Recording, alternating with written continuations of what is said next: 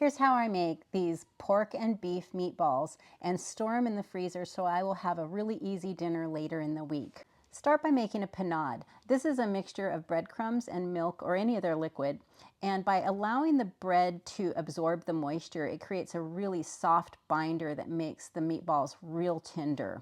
Once the breadcrumbs absorb all the moisture, mix in the eggs really well. Get them blended into that panade mixture and soften it up a bit. Then add all your seasonings. I'm putting in some Parmesan cheese that's really going to add a bunch of flavor to these meatballs. Next, add the ground meat and blend that in real gently.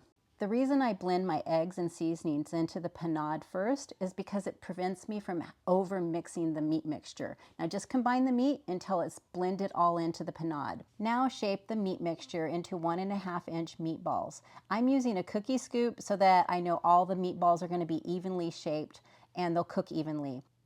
You'll need to put the meatballs on at least 2 different cookie sheets and maybe more depending on what size your cookie sheets are. When they're finished baking, scooch all the meatballs to one end of the cookie sheet and tip the cookie sheet so the grease goes to the other end. Transfer the meatballs to another sheet pan and make sure they're spread into a single layer. Then freeze them until they're solid.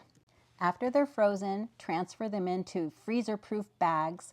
I use the zipper top bags so I can just open them up real quickly, grab however many meatballs I need, and pop them in the oven for whatever dinner I'm making that night. If you want them to keep a little bit longer in the freezer without the chance of freezer burn, then you can use vacuum seal bags.